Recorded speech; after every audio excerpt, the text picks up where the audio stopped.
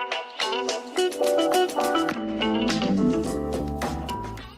everybody, this is Tracy here to recap the first installment of Mariah's World, which will be airing on the E channel, I believe, on Sunday nights. And it is an 8-part series covering the life of Mariah Carey. And the only reason I'm actually recapping this is because I was waiting for Married to Medicine to come on, but the show was preempted because Bravo also aired the premiere editions. And so the show, I guess, is going to follow Mariah as she leaves her residency in Las Vegas and goes on a tour over in England. No, it wasn't England. She goes on a European tour, and so it's showing, what goes into putting a tour together in such short notice and just kind of following her life.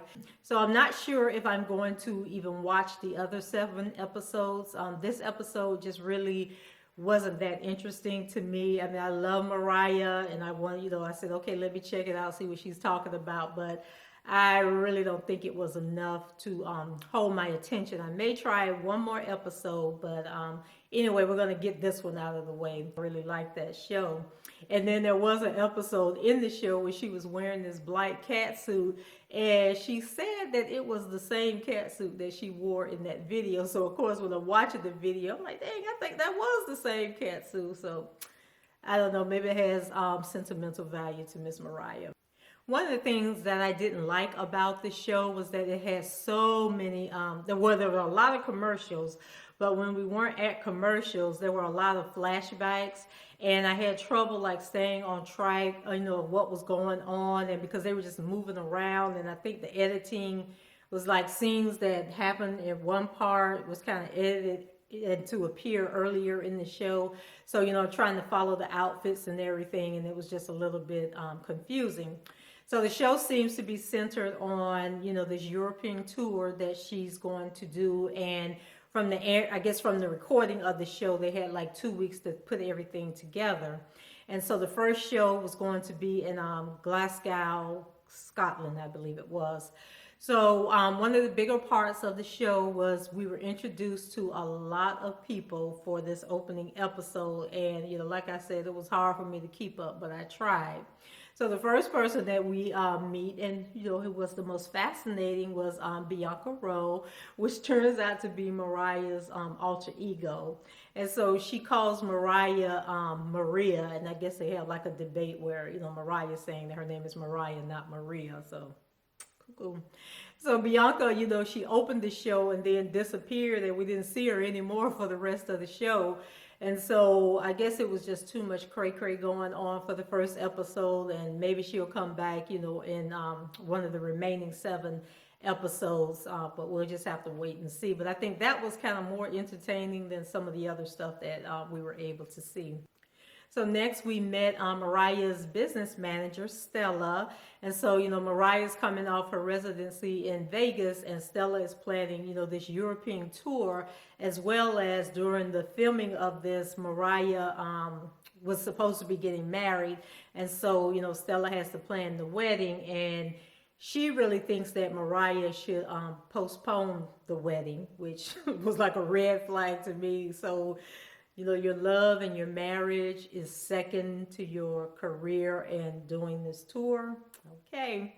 So, Mariah has a lot of faith in Stella, and she's allowing her to run things. And Mariah, she said that I guess she's been double-crossed and mistreated a lot in the industry. And so she says she likes the fact that Stella has like a really take charge nature, and that she hopes it'll keep her from being double-crossed by those close to her, as well as those that she does business with.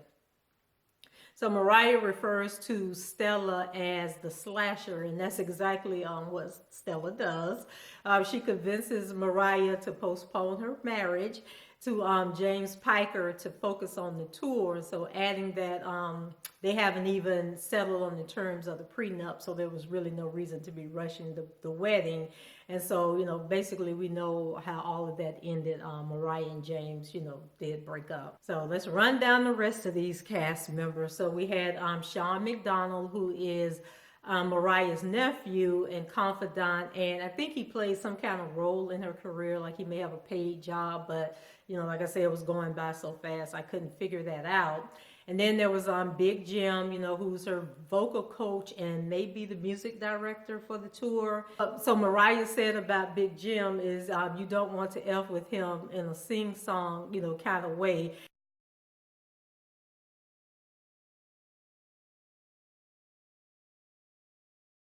And I love people that, they're kind of like speaking their opinion, but they're singing it. When you have vocal chops like Mariah Carey, I guess anything that you sing, sounds pretty good. So Anthony was the next person, and he's the creative director for the European tour. And so Mariah is trusting him to pull things together, but she did say in her confessional that she doesn't think that Anthony respects her ideas. And one of the things was there was a scene that he was trying to choreograph where she's carried on this chaise lounge, and I can't remember which song it was from, but she kept telling him that she really didn't want to do that scene because I guess at one of her concerts she actually fell off that thing when the guys, they're carrying it on their shoulders, and so she said she dislocated her shoulder from that fall. But Anthony wasn't listening to it. He didn't care what she was saying. He was going to have that scene no matter what. And so she kind of went along with it. But you can tell that, she really didn't want to do it. We have Bryan Tanaka, who is a dancer. And I think she's currently dating him, or right after the breakup with James Piker, they started dating. I meant to research to see if they were still together, but they did have, a romantic interest, or may still be having one. And then we met her makeup artist, who is Christopher Buckle, and he has a charming personality. So I think we're going to like him a lot. And then they talked about someone named Danielle, who is her hairstylist. But I don't think she's like actually a regular on the show, because when they talked about her, it was actually a film clip that they showed. Then we have Jose Marisol, and he's her costume designer, and I hope he does a better job with Mariah's outfits, because the outfits he did for the dancers, I was not feeling them at all. And we met Molly, who was applying to be Mariah's personal assistant.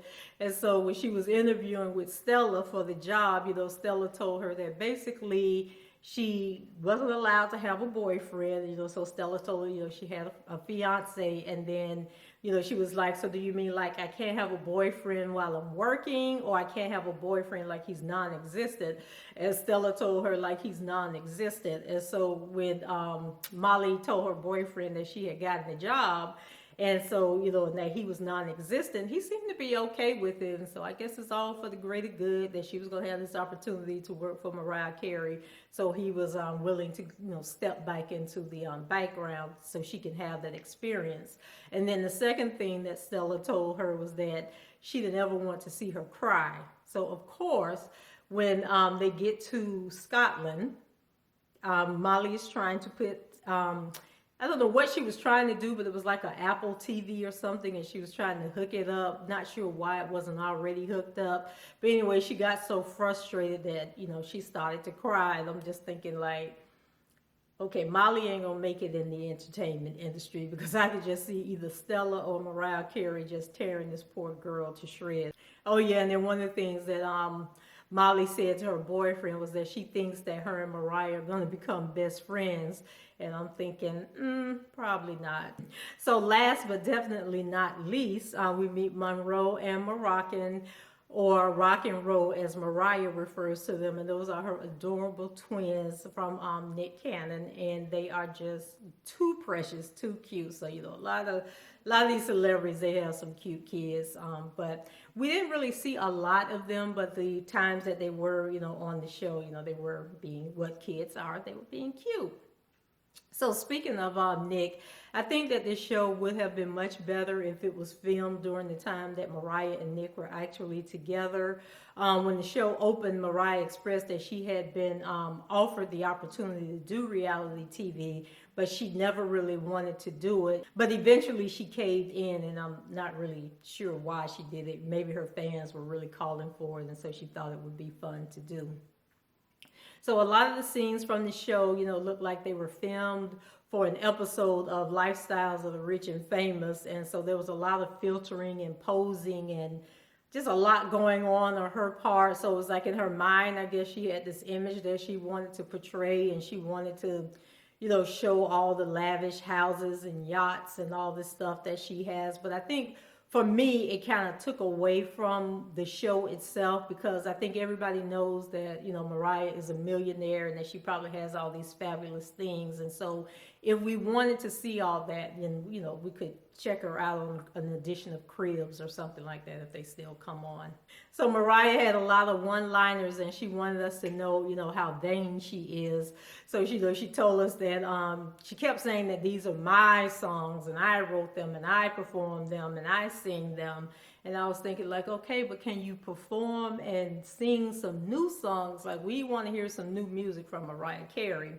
And so she used this term JLT, where she was saying, like she had a job for a very long time. So JLT is job long time.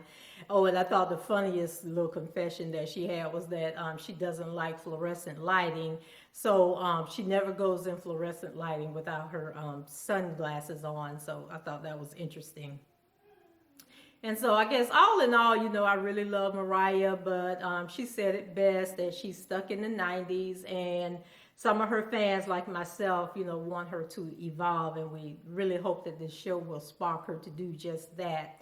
So I don't know what happened at the end, because the show just stopped, and mid-conversation, and then Bravo did like a split screen type of thing, and one half was Mariah's World was still playing with no sound, and then the other half was a promo for a new show that's coming on soon on Bravo. So that was kind of, but I guess they could be messy like that, since the show really isn't on the Bravo network. It's on the E network, I believe.